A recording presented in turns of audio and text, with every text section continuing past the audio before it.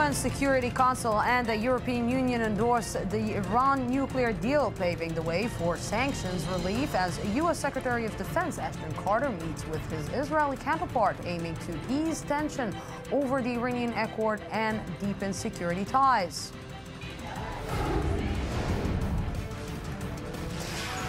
In Turkey, at least 30 people killed and 100 wounded in a blast in the town of Suruk near the Syrian border. The Turkish Prime Minister says initial evidence points to a suicide bombing carried out by the Islamic State terror group. And a new era, the United States and Cuba formally restored diplomatic relations after more than 5 decades, re-establishing embassies in each other's capitals.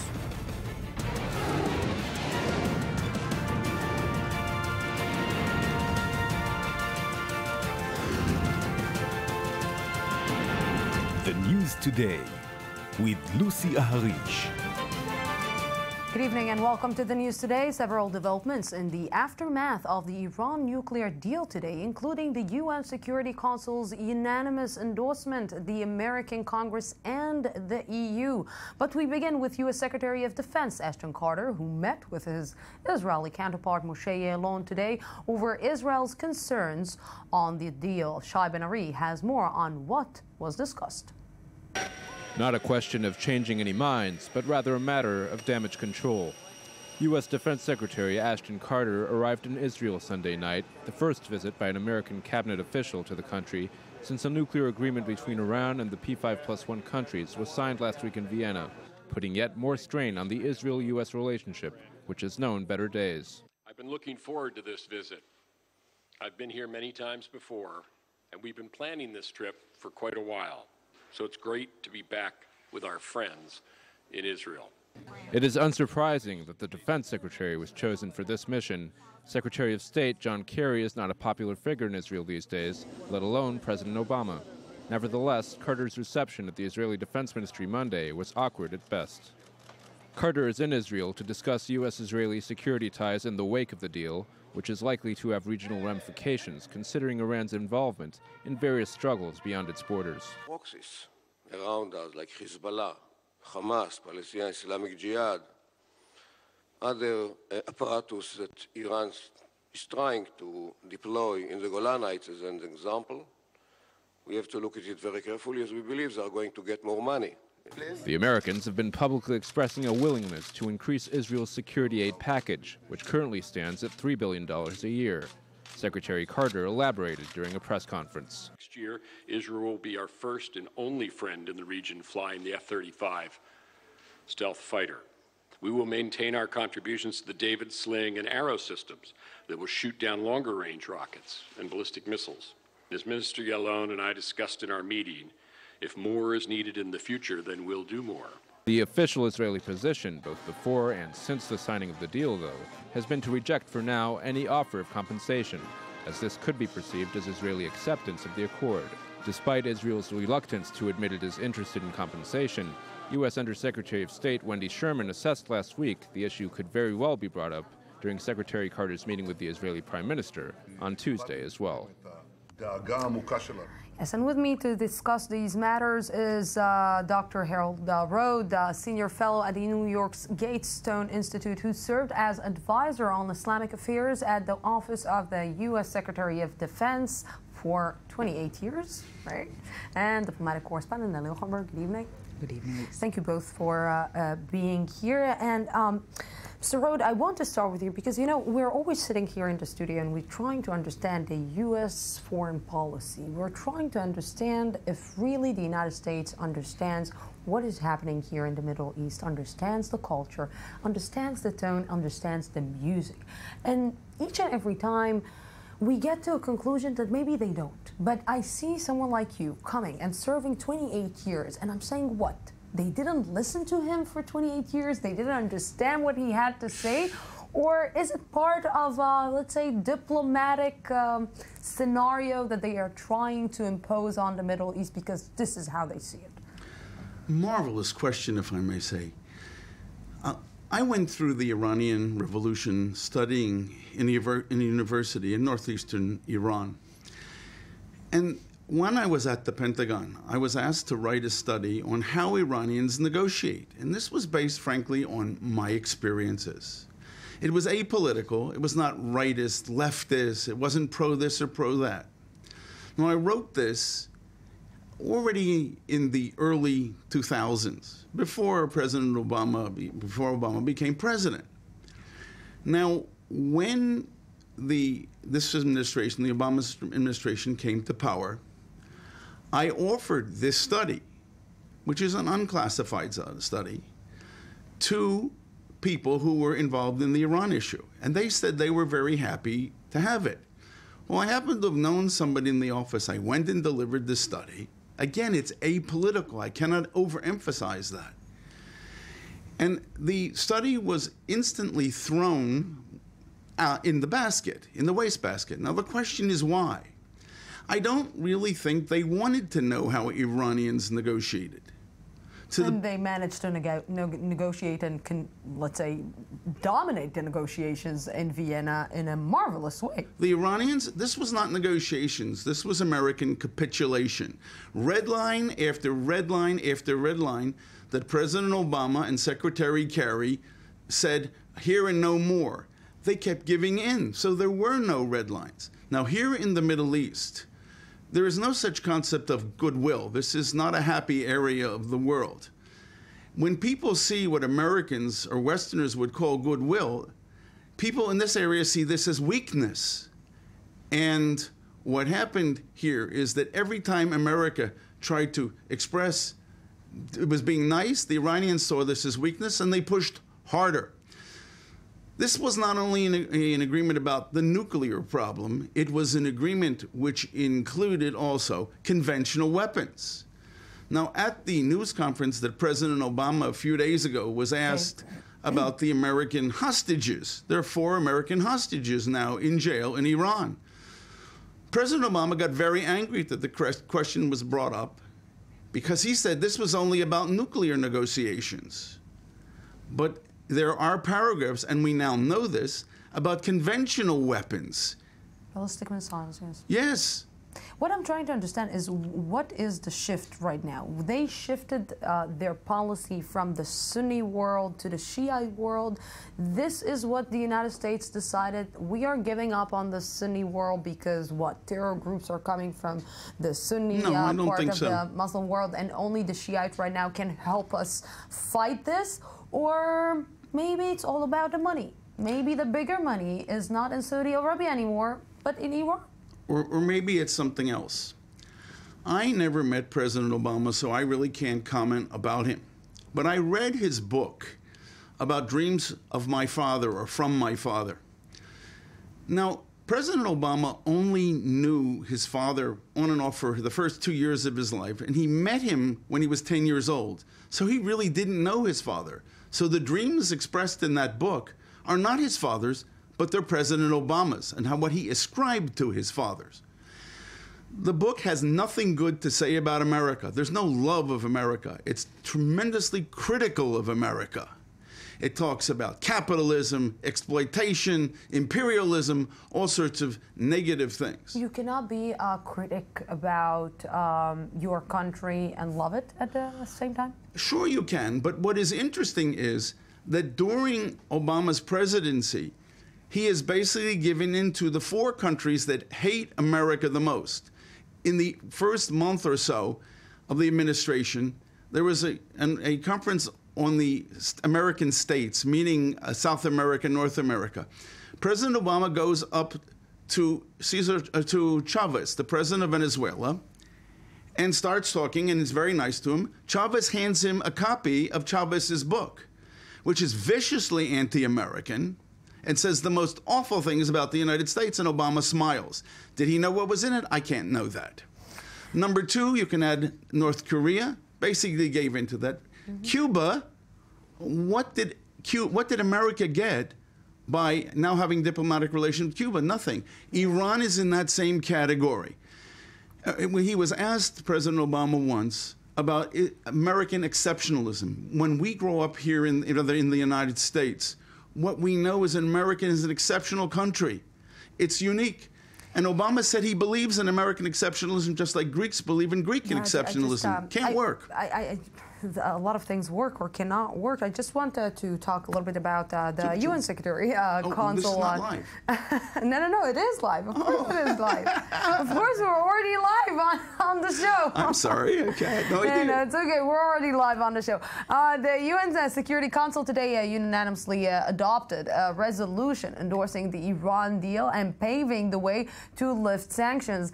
And it happened just as the congressional review of the nuclear deal formally begins, a reality many in Congress are angry about. Eli Ochenberg has more on the accepted path and hottest of the deal. The Iran nuclear deal is less than 1 week old and is already going out to the world. The UN Security Council has unanimously endorsed the historic agreement between Tehran and 6 world powers and authorized a series of measures leading to the end of UN sanctions. As part of the resolution, the Council also approved a mechanism for UN sanctions to snap back in place if Iran fails to meet its obligations. But the UN's endorsement is not a celebration for everyone. The UN Security Council is giving its approval to that same country which has systematically violated the Security Council's decisions and which calls for the destruction of Israel, a member of the UN. The hypocrisy knows no bounds. Not only Jerusalem is upset, but so too are the Islamic Revolutionary Guards, who were quick to condemn the resolution, calling it unacceptable, stating that parts of the agreed draft clearly crossed Iran's red lines. Meanwhile, in Brussels, the deal is receiving yet another positive boost. The European Union also approved the deal on Monday, with EU's foreign ministers stressing, maybe directly to the critics, that there was no better option available. The first concrete steps to rebuild diplomatic and economic ties with Iran are already underway, as the German economy minister Sigmar Gabriel is in Tehran, with other European powers expected to follow. With the recent nuclear agreement and the future events, new issues will be raised for Iran, and we have developed the basis, both inside and outside the country, to produce security in the Middle East, and I believe it is for the benefit of Iran as well. The EU is expected to eventually lift the economic and financial sanctions on Iran and renew its official delegation in Tehran. That will happen once the UN's atomic watchdog will provide final assessment of Iran's nuclear program, possibly by mid-December. But the EU's ban on the supply of ballistic missile technology and sanctions related to human rights are to remain in place.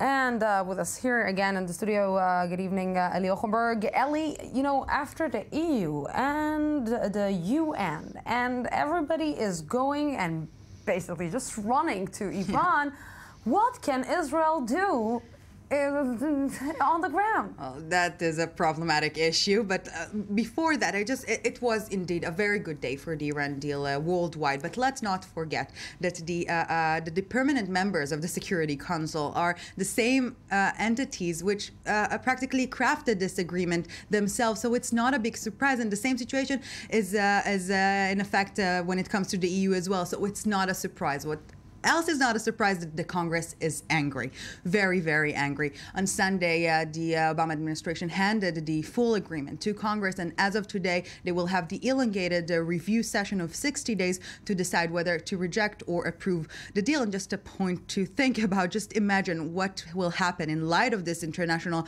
support if Congress rejects this deal. What a chaos, but back to business. So Congress received this deal, and now it has to review it, but the bad blood only gets thicker between Congress and the Obama administration because the Obama administration, the White House, pushed this agreement to the UN Security Council before Congress had the chance to review it. So it's only, further tension. But before we finish, don't worry. On Thursday, the critics will have a blast when U.S. Secretary of State John Kerry and the Energy Minister Ernest Moniz will arrive to the Senate Foreign Relations Committee to testify about this agreement. And I can assure you, it will be a feast. It will be a fiesta, I think. Yeah, exactly. Thank you very, very much, Eli Ochenberg. Thank you very much, Mr. Berg, for coming here to the studio, giving us your insights. And just earlier today, I spoke with Emmanuel Nachshon, spokesperson for the Israeli Ministry of Foreign Affairs. Let's see what he had to say. Mr. Emmanuel Nachshon, thank you very, very much for joining me. Thank you. Good evening. So, Mr. Nachshon, today we saw that the UN Security Council unanimously decided to approve the Iran nuclear deal. What do you have to say about this? Well, I think that our main struggle is not at the United Nations Security Council, it's going to be at the American Congress, because at the end of the day, it's in the United States that the real decisions regarding this agreement are going to be taken. This is why our main effort is going to be focused on the House of Representatives and on the Senate. Mr. Nachshon, you know, I'm hearing you and I'm seeing what the Prime Minister is doing and is talking in the last few days.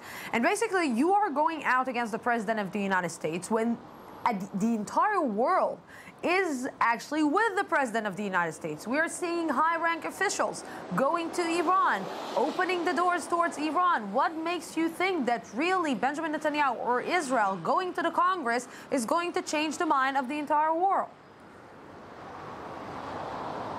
Well, as you can imagine, we have a totally different perspective on the issue.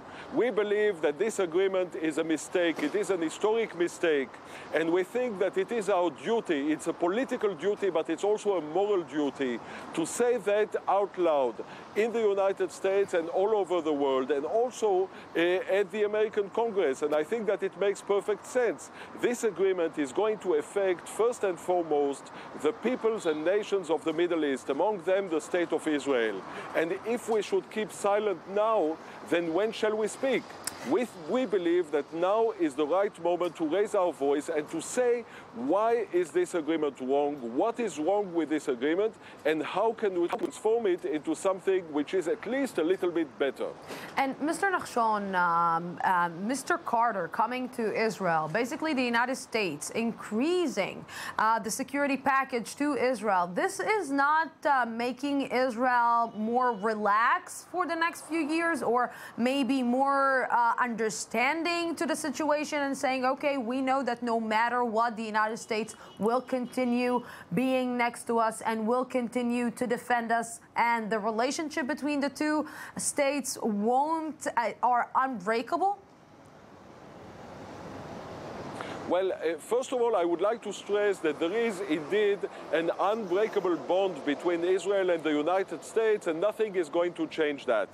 But look at the situation, and there seems to be some kind of a deep logical flaw in this whole situation. If the purpose of this agreement is to make our region more secure, then why should we need more weapons? Why should we be in a situation in which we are being offered an unusual quantity of weapons in order to protect ourselves because of an agreement which supposedly is supposed to bring here peace and stability? I think that there is something deeply wrong in the argument, and it demonstrates exactly the danger of this agreement, because this is an agreement which is based on speculations and hopes. It's based on the hope that the Iranian regime is going to change, that something fundamental is going to change in Iran in the next years. And we believe, knowing Iran and knowing the record of Iran in the region, that this particular hope has no strong basis. This is why we worry so much. You know, we understand that Israel is really worried, and even Saudi Arabia and all the Gulf states are really worried about the fact that Iran will be free to do what it wants. But, you know, the United States president said it really out loud and said it in a really clear way that the aim was not to educate Iran. The aim was basically, at the end of the day, to prevent them from getting to a nuclear weapon. And with this deal, they actually cannot get to a nuclear weapon. What will happen with the education of Iran? Are we really trying to educate Iran to be a better state? Can they be a better state? You know, I don't understand what is the aim right now. Well, look, the agreement, the scope of this agreement is between 10 to 15 years. So actually, assuming that Iran will respect each and every clause in this agreement, which I doubt, but assuming that this is what they will do, then the only thing that we achieve is that we postpone the problem 15 years down the line. And 15 years is not such a long period of time. In 15 years, the Iranians will have lots of money, lots of riches, and they will have free hands in order to restart their nuclear weapons program. This is the only thing which has been achieved. Instead of using pressure of sanctions, instead of trying to obtain much more from Iran, this is what the international powers have agreed to. And the problem is that during those 10 or 15 years, the whole region is going to find itself in an arms race, and at the end of the day, the region will be more unstable and more dangerous than it is already right now. Mr. Emmanuel Nachshon, thank you very, very much for this conversation with us. Thank you. Yes, and at least 30 people have been killed and up to 100 wounded after a powerful explosion hit a cultural center in the town of Suruc near the Syrian border. The cause of the blast is still unclear, though the Prime Minister points a likely suicide bombing by Islamic State militants. Turkey's Hürriyet newspaper claims the bomber was an 18-year-old woman. Charles Bibleser has more. Dozens dead and more than 100 wounded in what is being billed as an Islamic State suicide bombing in the Turkish town of Suruc, located just kilometers from the Syrian border. The massive explosion occurred outside of a cultural center in the mostly Kurdish town as a youth organization gathered before a planned humanitarian trip to the flashpoint Syrian city of Kobani. We are drowning in grief because of this act of terror. On behalf of my people, I curse and condemn the perpetrators of this brutality. The attack comes weeks after Ankara deployed additional troops and equipment along parts of its border with Syria, concerned about the risk of spillover as fighting intensifies. Kobani was the site of one of the biggest battles against Islamic State last year. Backed by U.S. airstrikes, Kurdish YPG forces drove the IS back from the town after months of siege. In addition to the IS threat, Ankara fears that disorder along the border could reignite an armed Kurdish rebellion that has killed some 40,000 people since 1984. And from Istanbul right now with me is journalist Laura Wales. Good evening. Thank you very much for joining me, Laura. Good to see you. Good to see you.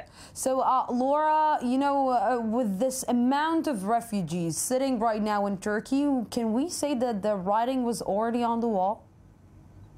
Well, a lot of people are saying this is a long time coming, and in fact, this is the fourth such attack on Kurds in Turkey in the past 2 months. This is the biggest one, though, to date.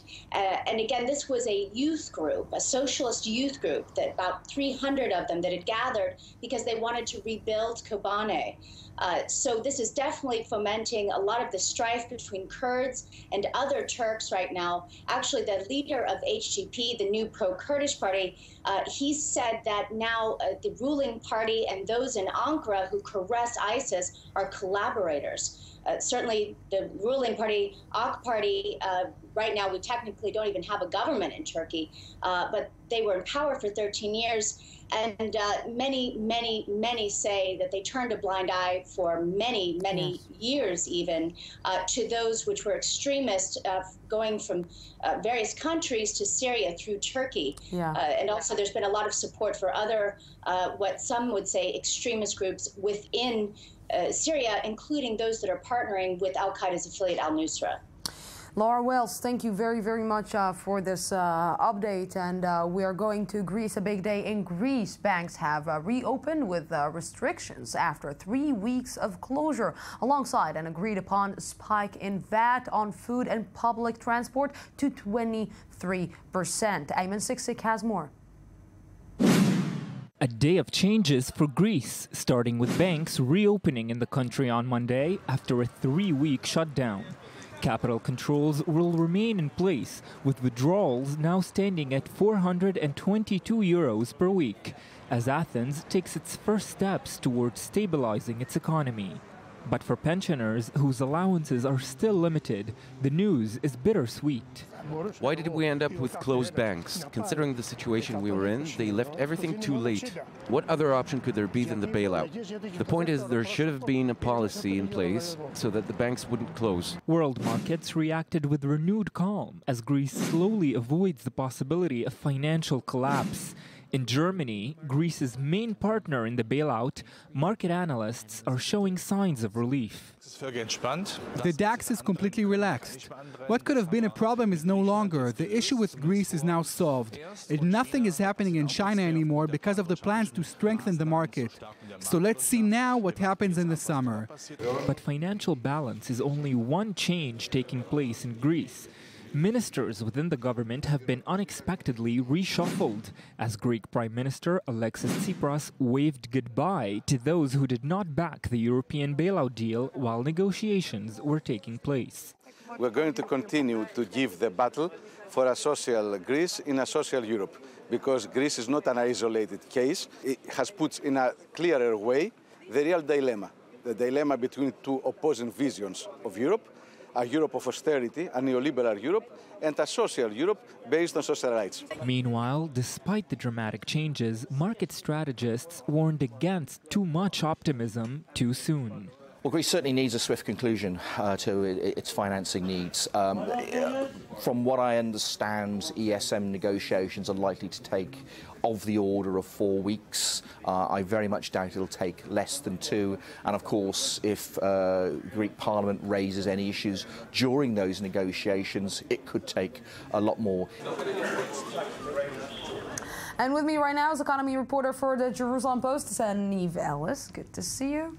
Good to be back. 23%. 23%, that's the new value-added tax in Greece. It went up from 13%, and that's just the beginning of the pain that Greeks are going to start feeling today. It's like, what? How can you buy things when you have an addition of 10% of VAT? It's going to be very difficult, especially as you know, Greeks are still having trouble getting money out of the banks. They can only take 420 euros out a week. At least they don't have to wait in line every day. They can do it once a week.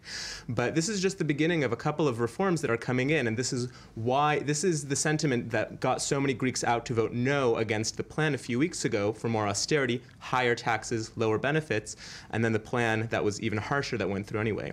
Today is an interesting day because today was sort of doomsday if there hadn't been a deal last week. Today was the day that Greece owed a bunch of money to the European Central Bank, and if it hadn't paid it, then basically the European Central Bank would have cut off all the support to Greek banks and the financial system would have collapsed, essentially pushing Greece out of the euro. That would have been today.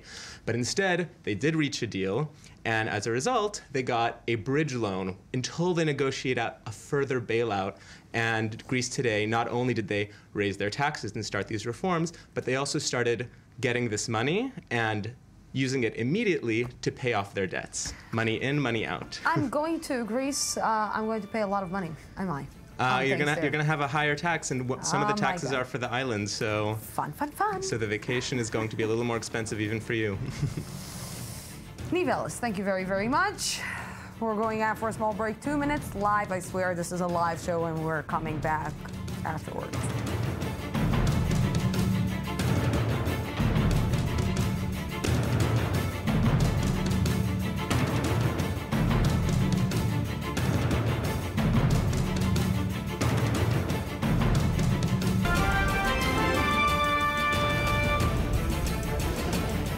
Security Council and the European Union endorsed the Iran nuclear deal, paving the way for sanctions relief as U.S. Secretary of Defense Ashton Carter meets with his Israeli counterpart, aiming to ease tension over the Iranian accord and deepen security ties.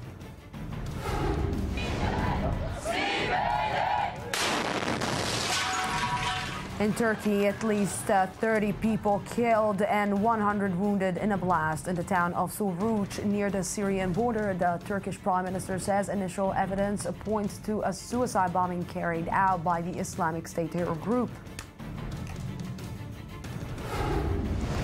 And in a new era, the United States and Cuba formally restored diplomatic relations after more than 5 decades, reestablishing embassies in each other's capitals.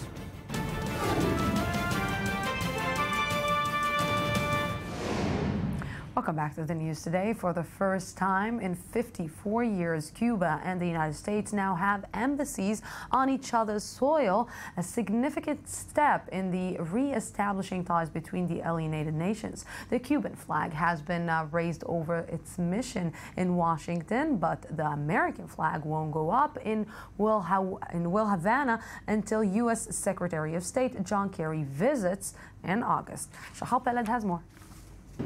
It's a new era of post-Cold War relations as the United States Embassy in Cuba opened Monday, attracting curious locals to the historic event. It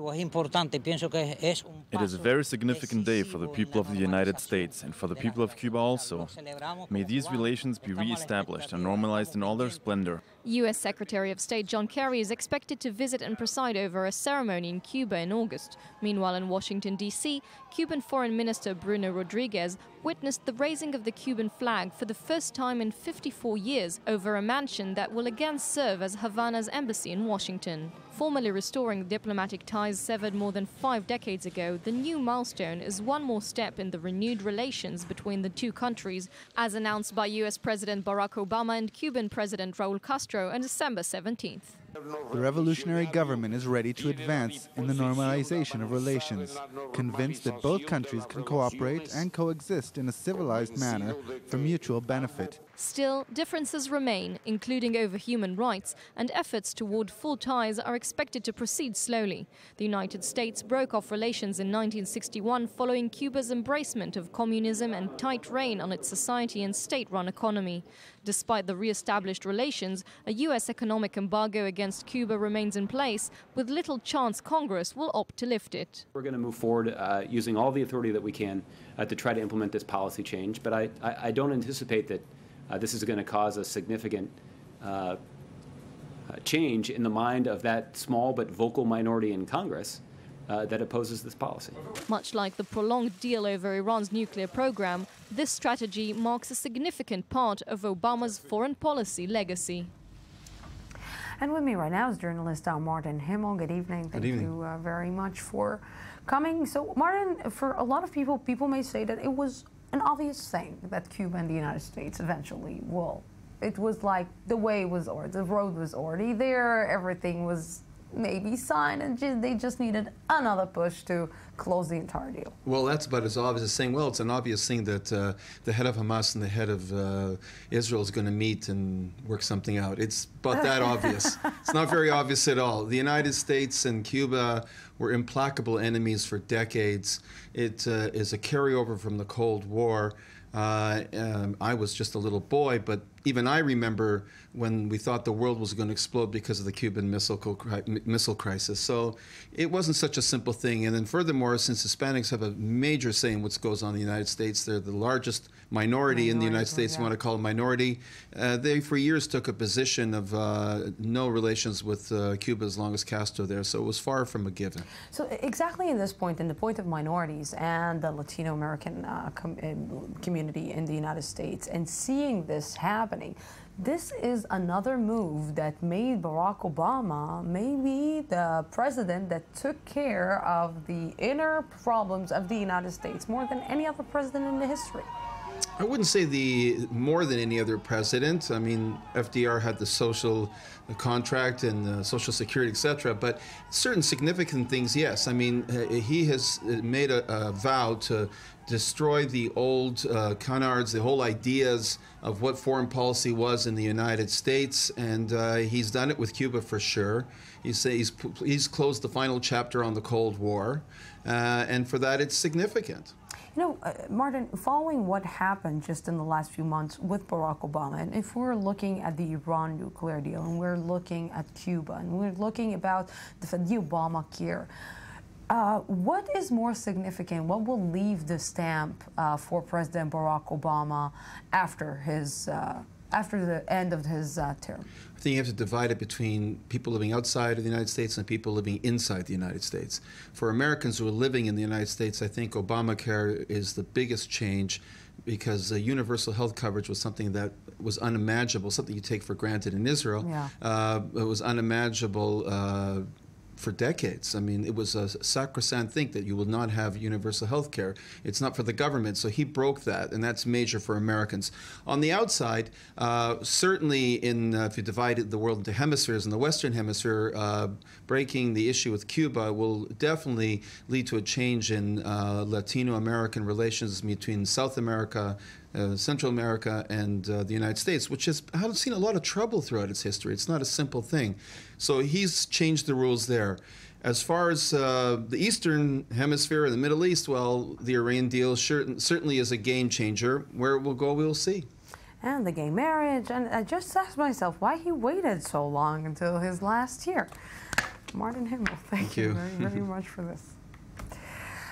To mark 1 year since 2014 summer war between Israel and Hamas, we mentioned it here with Martin, the militant group ruling the Gaza Strip has released a short film that depicts select moments from one deadly day of the war using dramatization as well as original footage. Military correspondent Shai Ben-Ari has more on Hamas's show of strength 1 year on. As both Israel and Hamas mark a year since the events of Operation Protective Edge last summer, the guns are for the most part silent, but the propaganda war is blaring loud and clear. A 35-minute documentary film was placed Sunday on the website of Azadin al-Qassam, Hamas's military wing. The film is presented as an in-depth look at the events of July 19th and 20th, 2014, which ended with numerous Israeli casualties. It includes interviews and commentary by Hamas militants who took part in the events, as well as officials. Early in the film, former IDF Chief of Staff Lieutenant General Benny Gantz can be seen with his entourage, examining security arrangements along the Israel-Gaza border. Hamas says the footage was captured by its own cameras, less than a bullet's distance away. It is unclear exactly when this footage was shot. Much of the film focuses on dramatizations, which recreate a Hamas military operation to detonate explosives at this Israeli communications facility near the border, not far from the Israeli kibbutz of Nahal Oz and the Gaza neighborhood of Shujaiya. The militants are depicted cutting the fence separating Israel and Gaza. The objective was to simultaneously bomb the facility and ambush a convoy of Israeli armored vehicles. We received information the convoy had changed direction. After we had already set up the attack on the communications site, we immediately changed our position to go and ambush the convoy. Here, the film depicts the ambush on an IDF vehicle, an incident which ended with 7 Israeli soldiers killed, with the body of First Sergeant Oren Shaul snatched by Hamas.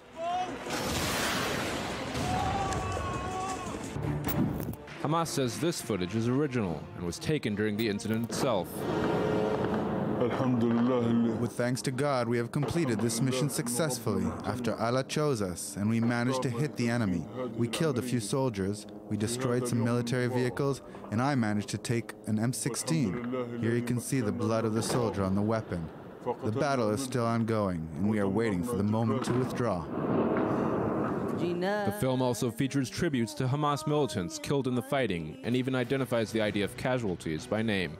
Operation Protective Edge ended after 50 days of fighting, but the war over its narrative continues even now. Yes, military correspondent Shai Ben-Ari is here with me. Good evening, Shai. Good evening, Lucy. So, 1 year, they beat a lot of people here in Israel to do a film 1 year after the war. Impressive, huh? Fascinating what we're seeing from their point of view, of course. But let's take one specific moment there, Benny Gantz. Yeah. It worried some people in Israel. Right. This film basically made a lot of headlines here in Israel, primarily because of that footage where we see Benny Gantz patrolling along the Israel-Gaza border within range of a camera or, say, a bullet belonging to Hamas. All signs actually point to this footage being shot not during Operation Protective Edge. This whole film is dedicated to a year since Protective Edge, and they don't actually say when this footage was shot. All signs, if you notice the greenery in the area, we're talking about supposedly July or August. In that area, not a lot of green to be seen. That would you know one hint, yeah. You know this by fact. Exactly. That would hint that this was perhaps shot afterwards. Also, the very fact that, let's say hypothetically, this was shot during the Operation Protective Edge, Hamas is doubtful it would have passed on the opportunity to actually take a shot at the Israeli Chief of Staff. That would have been seen as a major achievement.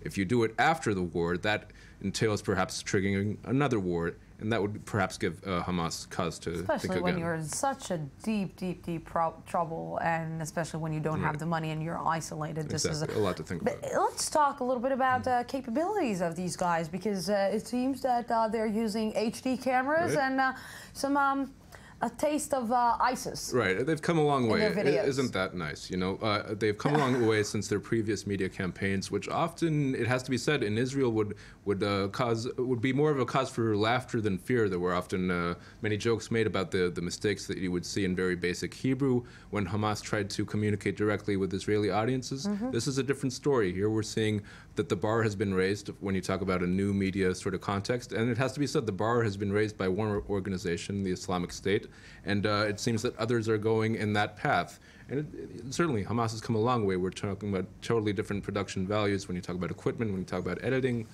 Yeah, an impressive advancement. I love your half smile or big smile when you're saying that. Yes, they've come a long way. Shai Ben-Ari, thank you very much for this. Yes. Hi, yes, and we're moving to Chad. In a landmark trial, former Chadian President Hissène Habré was forced to appear in court on charges of crimes against humanity, accused of spearheading the torture and killing of thousands of people during his 8th year in rule in the 1980s. Annie Schatzberg has the story. Old wounds are sure to reopen Monday as former Chadian dictator Hissène Habré appeared in a Senegalese court on charges of crimes against humanity. The former president was once a trusted Cold War ally of the United States and France. Today, rights groups hold him responsible for 40,000 deaths and 200,000 cases of torture. Souleymane Gangang survived 2.5 years in Habré's prisons. After the dictator's fall in 1990, he spent 3 years secretly compiling testimonies from hundreds of victims. When I saw my colleagues dying and the enormous suffering they inflicted on us, the hunger, even refusing to take us to the hospital when we were sick, I made a vow to God to keep me alive, that if I survive, I should not let these things pass in silence. After the end of Habré's 8-year rule, Human Rights Watch found thousands of documents detailing the torture and execution of people who threatened his regime. They found the dictator created a secret police force known as the Documentation and Security Directorate, which tortured prisons by electric shock, forced swallowing of water, and squirting gas into their eyes and mouths. Human rights organizations have spent years meeting with survivors to campaign for justice. It's the first time in history that a country's tribunals, Senegal's, will judge the leader of another country, Chad. It is also the first time that some African survivors rally to bring their dictator to justice. Habré has been living in exile in Senegal since 1990. He was indicted 2 years ago but denied any knowledge of murder or torture under his rule. The trial is backed by the African Union. Human rights experts see it not only as revolutionary, but also as a warning to other African dictators that they too might be held accountable for their actions. Oh, and right now with me, my favorite duo, here in the studio, development political analyst and former member of Israeli Parliament, Yeshatit. Good evening, Lucy. Good to have you here. And I-24 News desk editor and correspondent Charles Biblizer. Good evening. Lucy, thank you. So, gentlemen, you know, we are here to talk about people who are not apologizing, who are saying bad things, not nice things, and not apologizing again. Well, Trump seems to be my man at the channel. I'm talking about him basically on a daily basis. I wonder if you're going to vote for him. I think he went a little bit overboard this time. Yeah. Attacking basically an American institution, a political institution in John McCain, basically questioning his war hero status. Up until now, Donald Trump has really been a firebrand, bringing the issues to the forefront of the agenda, but this made him look a little bit unhinged, to be quite honest. If you're going to go out on the attack, deal with the issues or attack the Democrats. Why are you fighting with your own party? Just remind me why he said that he couldn't be a soldier because... Yeah, well, he was captured, so that's very unimpressive to be captured at war. No, I'm talking about Donald Trump. Oh, he couldn't, yes, the war dodger who's attacking the POW. Yeah, it's just... Yes. But the amazing thing is that the McCain story is one, which he's going to lose from for sure this week. The other thing is he came out and he said, I'm a Christian, but I don't ask God for forgiveness. Now, when you talk about the Republican base in Iowa, in South Carolina, to have a presidential candidate say that I don't ask God for forgiveness is something which is going to cause him tremendous damage. I think whatever amount of growth that we saw in his popularity. I know a lot of people that this is not connected to this. It's just like this thinks in a totally different way, and this thinks or talks in a totally different way. Maybe it's disconnected. It's not going to go over well in the Bible Belt, that's for sure. But it just seems like up until now he had a strategy, and this seemingly has no purpose. Maybe it has no inherent purpose. His head. It went up to his head. It could be because that he is gaining. I can tell you, you go in elections. Okay, I'll speak in my little role in Israeli elections. You go from event to event. People are cheering for you. You can get very drunk in that and misread the whole landscape and think that you're free, that you have so much support, certainly on a presidential level where he's going, and I'm assuming he's having big events and everyone's talking about him. There's no doubt that can happen. The damage, though, for the Republican Party. Exactly. Let's talk about that for a moment. It's not just about him. Hillary comes out for the first time that I saw attacking Trump directly, but then implying that all the Republicans are sort of in that camp on immigration and other things. That could do a lot of damage if he continues this way for the image, in the middle America where the centrist area where the elections will turn. If they can label all Republicans that way, it'll hurt. What are the chances that we will find the Republicans are going wild on Trump and combining hands to it's kicking out of the absolutely race? already occurred. The Republican National Committee released a very harsh statement saying that these words by Donald have no place in our country nor our party. And something that actually surprised me a little bit was that Scott Walker even came out and said that Donald should apologize to Senator McCain. So you basically have the entire Republican establishment calling on Trump to cool it, to back off, deal with the issues, target the Democrats. We don't need this internal turmoil. We have enough problems going up against the Democrats themselves. Let's talk about the Democrats for a second, for a moment now, because the nuclear deal, it's been a big issue. This is maybe the biggest achievement of the Democratic Party in this term of Barack Obama. How it's going to affect the race? What's very interesting is that there's no doubt that the Republicans, part of getting away from Trump and talking about the issues is this is a glaring issue where Republicans can try to rally support, can try to say that the Democrats are dangerous for even America. We're not even talking about Israel now, we're talking about American security. What I found fascinating was on the Republican side, how most of them came out right away, day one in the office, we're going to repeal this deal and we're going to go against it because that's advantageous for them politically.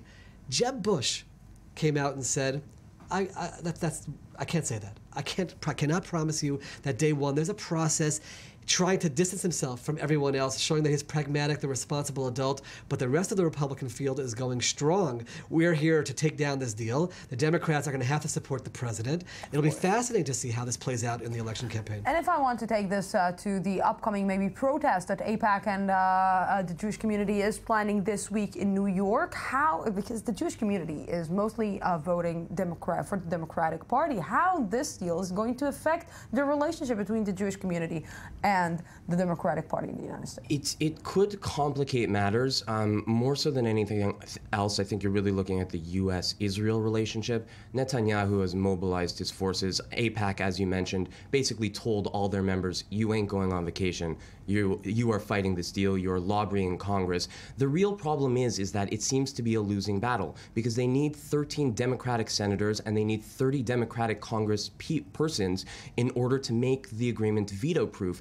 And it just doesn't look like it's going to happen. So at some point, you have to ask yourself, is Israel beating a dead horse? What at this moment is strategically advantageous to continue to fight the U.S. president? I'm trying to understand how really Israel, because Israel was always some kind of an issue in U.S. politics, and it was always some kind of an issue of, even if we want to look at it as the inner issues in U.S. politics, how much it's going to be, let's say a reason that people will go or won't go vote for this candidate or another. Well, that's what there are Washington insiders who are saying they don't want this issue, especially Israel, to be on the table at all when it comes to these elections. They want people to know that Israel is a bipartisan issue in Capitol Hill, their support, and AIPAC, you're right, Charles, came out and said that they're going to fight it with a lot of money. A lot of other Jewish groups haven't decided yet what they want to do. They know it's pretty much a lost cause.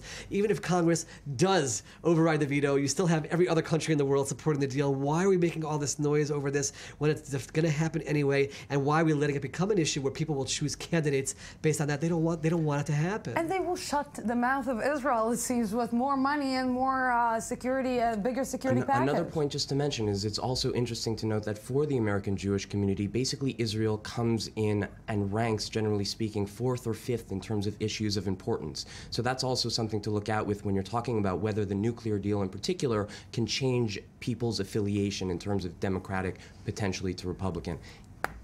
Probably not. We ended up being a dead horse, huh? Like you said. Ouch. Aye. We can have a few hours discussion about that issue. Absolutely. Oi. Gentlemen, thank you very much for this. It was, like always, a pleasure. Thank you very much. U.S. President Barack Obama's central village of Kogelo in Kenya is busy preparing for the president's visit later this month. Here's more on how they're getting ready for it. Market trader Jose War is one of many hoping to cash in on U.S. President Barack Obama's visit to Kenya later this month, his first since becoming president 7 years ago. So far, he's ordered 400 T-shirts featuring Obama, whose father was born in a rural village in the west of the country. Okay, Obama is a brand in Luoyang, in Western Kenya region. I think Kenya, entire Kenya, and the whole country of Kenya. Those in Obama's ancestral village of Kogelo thanked the U.S. president for recent changes. Changes largely paid for by outside donors and the Kenyan government. When he has become the president,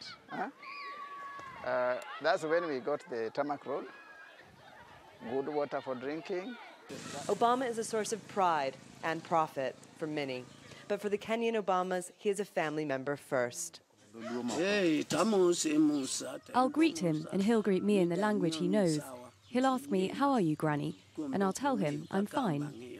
And the family compound in Kogelo sit the newly refurbished graves of Sarah's husband and son, Barack Hussein Obama Sr.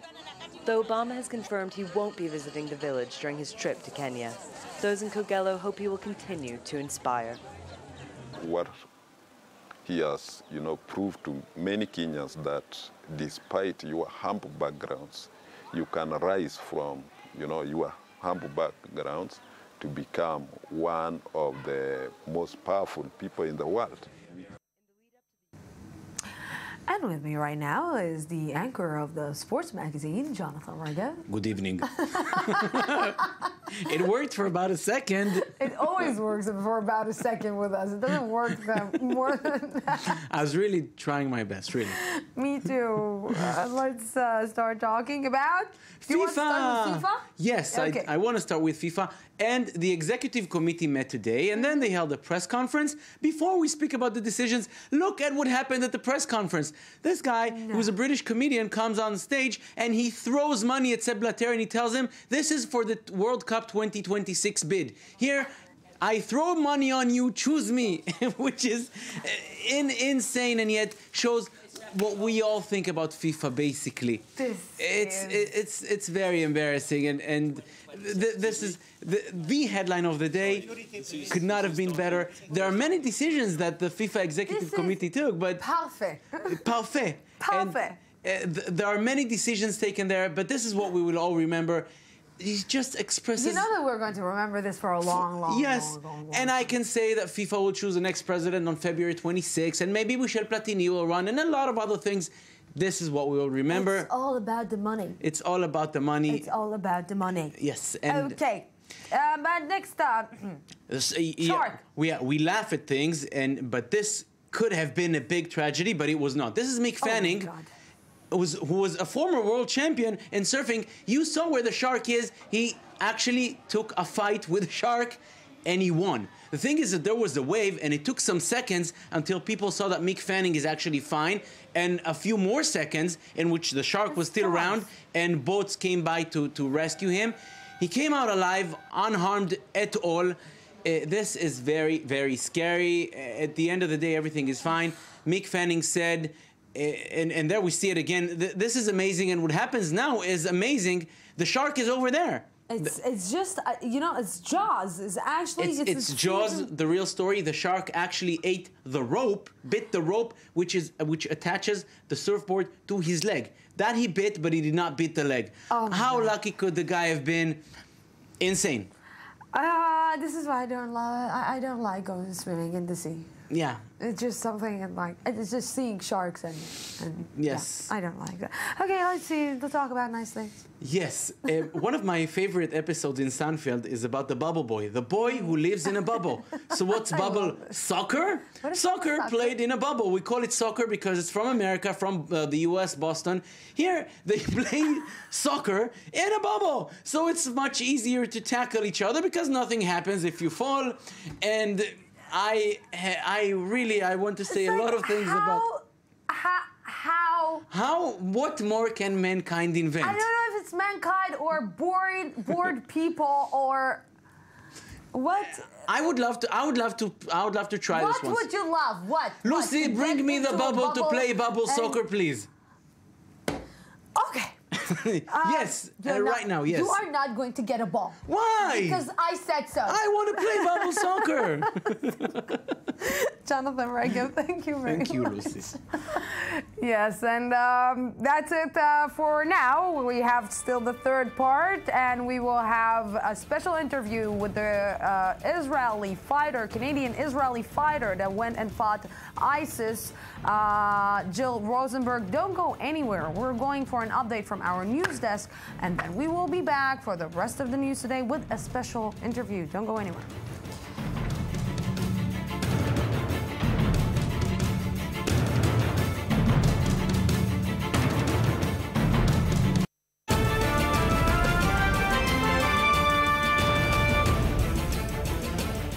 Last Sunday on the show, we brought you an exclusive first interview with Jill Rosenberg, who just landed in Tel Aviv back from Iraq. The Canadian-Israeli had left her life to go to Syria and Iraq, where she fought alongside the Kurdish Peshmerga against the Islamic State group. And she is joining me right here in the studio tonight. Thank you very, very much for coming. Thank you for having me. You know, it's amazing. You got into the studio and I asked you, how was it? And you said, it was a good experience.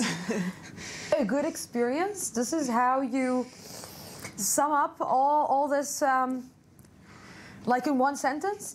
Right. I mean, you know, for me, it was a really positive experience, and I gained a lot from it. You know, it just in terms of personal and, you know, just being able to learn more about myself and also knowing that I'm doing something good for...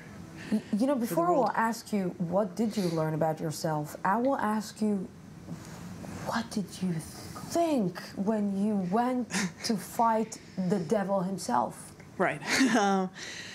You know, I'd been seeing it on social media for so long. You know, especially like what happened in Sinjar, the Christian and Yazidi women, specifically women and children that had been, you know, taken and raped, tortured, sold into sex slavery. And for me, that was like a difference between a war and a genocide. And I felt like, you know, we as Jews especially, we say never again. I was raised, you know, with a strong education in the Holocaust. And, you know, I believe that genocide isn't just against Jewish people. We say never again for anybody. And, you know, that can't stay silent and have to take a stand against it. And, you know, I saw that they had female fighters on the front lines that were, you know, equal to men and fighting in the same capacity. And I felt like, why not me? You know, like I'm physically capable of that. And, you know, it's a cause that I really thoroughly believe in. Jill, you are getting off a plane and you're going on the ground, and the first thing that you see is what? Actually, Erbil is a pretty modern city, and it's not like it's a war zone. You know, the front lines are 25K away from Erbil itself, so it's life as usual in the Kurdish capital. And you know, from there, I made contact with the people that I needed to in order to get into Syria, and it was very, very simple. You know, it was contact through Facebook, and everything was arranged like very quickly. So I wasn't sure what to expect when I got off the plane, but And you are going, like, you're being handed a gun, you are going actually fighting, and what? Because, you know, it's different seeing it on social media. Right. And seeing the Islamic State terrorist on social media than actually to go and face them face to face. Right. No, it definitely is. I was transported into Syria, and once I got to the other side, they gave me a choice between weapons. They, you know, do you want a German weapon, an M16, or an AK-47? Did you fight before? I've never fought before, no, but I was in the Israeli army, and I had, you know, basic weapons, you know, training, and you know, so we received the weapons right away, and went and did a little bit of training because they were Russian weapons that I had, you know, no familiarity with, and so for about a week, we went through all the different weapons that they use, and after that, it was direct to the front lines. I'm going to ask maybe a big question, but did you actually kill anyone? I mean, that's not a question that you really ask a soldier. I mean. And you come back and what? And you have nightmares, you think about it, because a good experience comes, you know, right. Every good comes with bad. Of course, yeah. And, you know, I'm not going to say that I don't have, you know, trouble sleeping sometimes, but it's just as much as, you know, leaving people behind, leaving my friends behind on the front line that are still fighting Daesh right now, that troubles me as anything else. And you go to them and you see them fight, you fight in front of them and you fight against them. And you see what? You see this evil that we are seeing on social media, that we think that we can see it only on movies, and you see it in your, like, on a daily basis? Not necessarily. Like I've said before, Daesh, they fight in a very cowardly manner. They either send suicide bombers, you know, to a checkpoint or towards your front line, or they fight from 2 kilometers away. So, you know, they try to avoid close combat because they know that they'll lose in that particular situation. So, on a day-to-day basis, they're mostly launching mortars and rockets and heavy machine guns and that sort of thing in our direction. You weren't afraid to die? In a bad way? Like on social media? No. You know, that... Like to be a star of one of their horrific movies? Right. I mean, it's a pretty morbid thing to discuss on TV, but obviously, you know, you take measures against that. So I had, you know, like the last grenade is obviously saved for myself in case of that situation. You know, I would never have allowed myself to get captured. It would have been, you know, I would have been hugging the grenade and, you know, taking as many out with me as I could in that scenario. Or, you know, I also had a 9mm Glock 19 with me. So I was prepared in any eventuality. Wow. Jill Rosenberg, you know, when you say life is bigger than any story, reality is bigger than any movie, you are bigger than life. Thank you very, very much for Thank you coming. for having me. I can also say thank you for what you did. Thank you. Thank you for coming. Thank you. Yes, now into something completely else.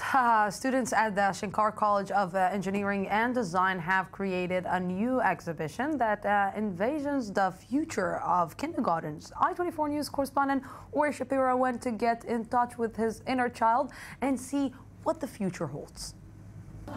What will the kindergarten of the future look like? Students of the Shankar College of Engineering and Design in Ramat Gan, Israel, try to answer the question in a new exhibition. We allowed each student to take to create a thesis on what's wrong today with education in the kindergartens, and based on that, design their kindergarten. The internet and social media found a way to become major themes in this expo. For example, this project named Face Garden, which took such elements as the personal page and timeline and transported them into the child's world. One of the most popular strategies was to open up to the city, to open up actually to life, to real life. Many of the kindergartens have some kinds of membrane or opening to the street life, to squares, to specific views from which you can actually see life happens. Other projects try to find solutions to a series of other problems, such as how to develop a child's curiosity and create a private space. Because of the different angles and the shadows, every entrance gives a different experience for the children. One child can imagine he's floating on a boat on a river. Another child would imagine himself climbing a bridge. The students spend hours on research, and some even observe daycares, and discover that finding solutions to the daycare of tomorrow is not child's play. And with me is correspondent Uri Shapiro, who came a little bit younger from this experience. Good evening. Thank you very much for coming. So, Uri, you know, one sentence just caught me in your report, and it's the guy, one of the designers, saying that we want to give the children an actually opportunity to see life happening, and it makes me think that the children of today, they don't experience life actually happening outside. I think that many parents are concerned that their children are not connected, you know, to each other. They're mostly connected to the internet, to their cell phones. They want to take a step back to the old values that they got used to. And basically it's by playing outside and connecting the kids and going, you know, because if I need to remember something, is like, I remember our childhood is basically going down and playing in the neighborhood and going to play football and basketball. You don't see that much anymore. So, and you don't see it anymore. So this is very interesting to see the look, basically, that maybe the parents or the grown-ups or people our age want to see, to give their children in the future, maybe a look back and the way that they used to live their lives? I suppose so. I think it's very unfortunate that the children of today are not connected to nature, mostly connected to the internet and everything. But you know what I realized that in this project, the old values and the new technology, it doesn't mean that it comes under another. It could be combined, and many students use new technologies. We saw the face garden, for example, how to develop social skills and use the new technologies to develop imagination. And it's already actually happening right now in Ramat Gan.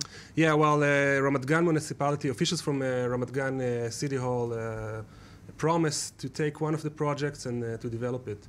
So they are actually going to build a new kindergarten, like in the near future, like a future kindergarten that is going to take the kids back to the past? Well, I'm not sure, because most of the projects are quite expensive and complicated. I think some of elements from the projects can be integrated to the current education system. For example, we saw a system of chairs that turn to bookshelves.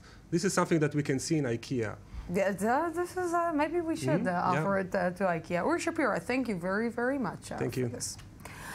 And for something else, Australian Felix Zemdegs took the Rubik's Cube world title for the second year on Sunday at the Tense and Sweat-Dripping 2015 World Championship Finals, which reunited the world's best speed cubers in Sao Paulo, Brazil. Zemdegs came in with a cool second win, completing the traditional 3x3x3 Rubik's Cube in a staggering 5.695 seconds, narrowly missing world record holder American Colin Burns, who completed it in 5.25 seconds. Of course I can do it. Also Shahak Beled, who's sitting right here. Actually. Of course, you can. Yeah, Rubik's Cube with yes, within 5 to 6 minutes without a problem. Really? I can, and I will prove it. Oh my God! In the future. Okay. Let's talk 60 years ago. Yes, yes. Today we celebrate, yes, absolutely. We celebrate not one, but 2 birthdays of 60. Well, we start with rock and roll. And if you remember a few shows ago, we talked about Back to the Future. I'd like to start with a short clip showing Marty McFly from the movie going back to 1955. Let's see it. Johnny be good. John.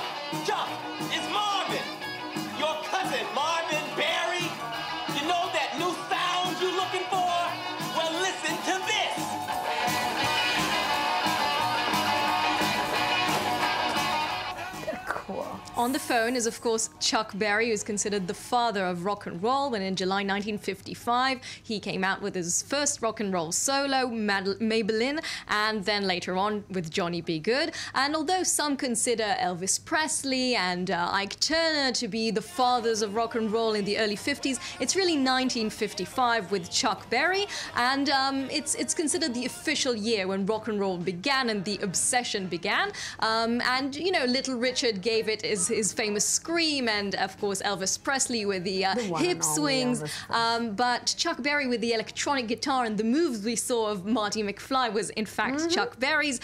He was really the father of this obsession, driving really the younger generation back then crazy. But, of course, not only rock and roll is celebrating 60. Disney! Yay! Also, Disneyland celebrated over the weekend its 60th birthday with a great celebration, of course, with all the favorite characters, and Walt Disney's really wish upon a star coming true, because this was his fantasy, this kind of theme park, which he called World Fair.